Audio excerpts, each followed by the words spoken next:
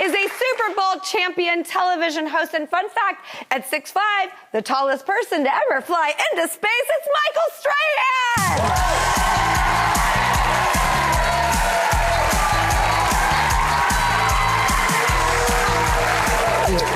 Oh, good to see you. Oh, hello. Hey, everybody! Hello. How are you? You are approaching the 1-year anniversary of going to space. I mean, come on, what? I watched you, but like, what was going through your head? Or your body? What did it feel like? Oh, I'll tell you this. I wasn't worried about it when I said yes until a week before. And then I said, what did I sign up for? Right. but the thing is, we had been promoting it, so I'm like, is it too late to back out? Oh my God, you just described my constant mental state. Sure, I'll do that. Mental gymnastics. Yeah, and I was worried about that. But by the time they did such an incredible job of like making sure we were ready, simulating everything, by the time we got to that day and you're on the rocket and they're counting down, you just want to do stance. it. Yeah, that was all the bravado before the flight. Like, if they had taken a picture like right before the flight, I was like...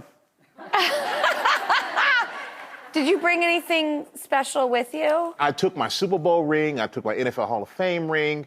I took my grandmother's, my mom gave me a stopwatch from her father, my grandfather. So I took everything that's very personal that meant something because, you know, it's the most fascinating, incredible thing I've ever done. And they give us a little pouch that they stuff under our seats. And I brought something for you that went to space with me. It's very simple. Don't get too excited. But it is a keychain that actually was on the ship with us. That was in my personal. I don't have to keep. No, that is yours. No, really? That is the first one I've ever given anyone. I haven't given anybody any of those. So, but I appreciate you. I appreciate you so much. Now, your father was in the military, and you grew up in Germany. Yeah.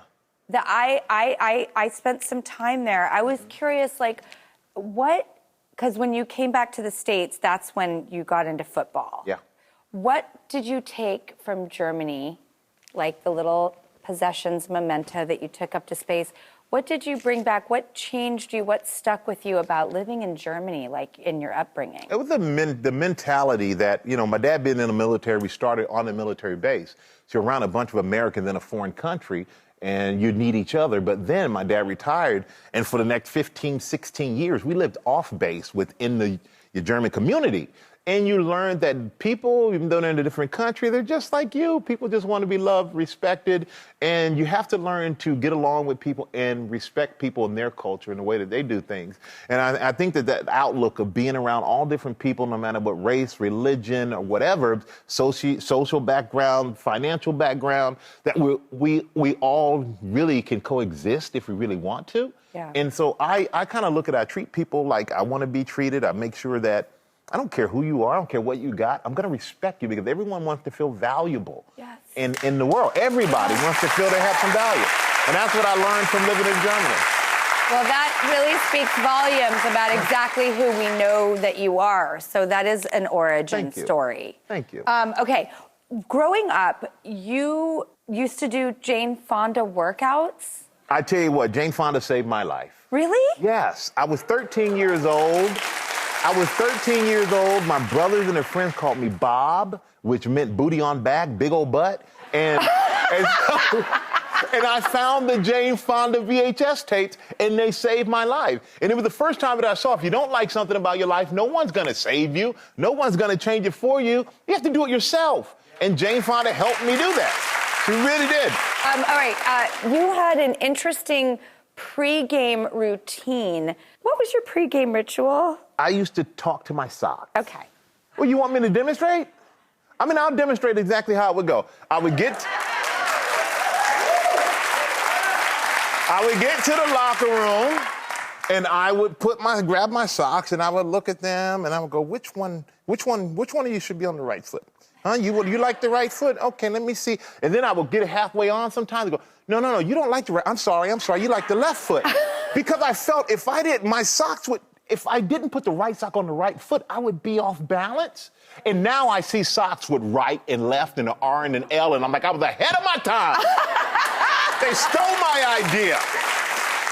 I'm really happy to now know what the ritual looks like. Thank you for sharing. And Yeah, I'm about to go that. smashing the 300-pound guy, and I'm in here worried about a left and a right sock. But that's kind of how it was. Hey, you got to do what you got to do. 100%. Speaking of you got to do what you got to do, I have met your beautiful daughters. Yes, you're very nice to them. Oh, I love them.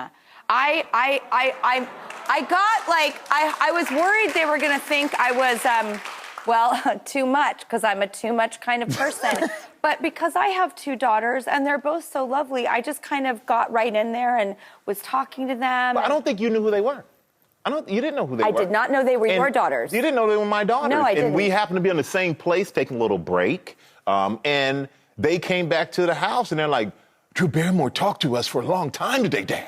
They were so excited. And I'm like, yes, she's really sweet and really nice. And then I saw you and you talked about it, and I saw you with your daughter. And it was, you know, you were so nice and just brought such light. And just to see my kids come back and see someone that they admire, to meet them in person is not always, you know, the best thing sometimes.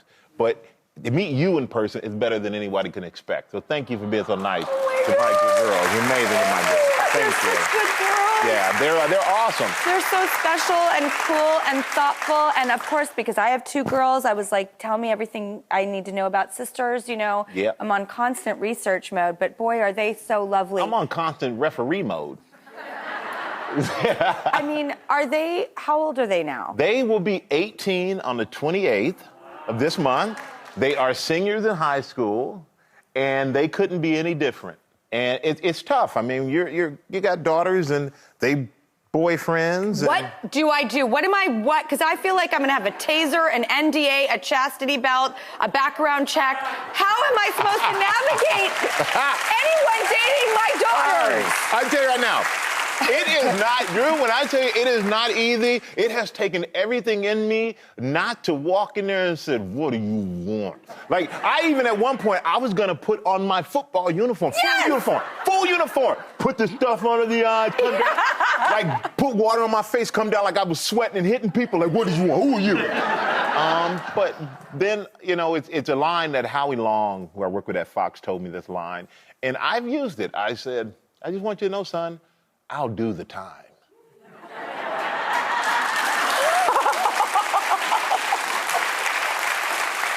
Just let you know. Well, I have to say, they are such good girls, and you're raising your family so beautifully, and you take care of people. And now I love this new endeavor. I cannot wait to discuss it with you.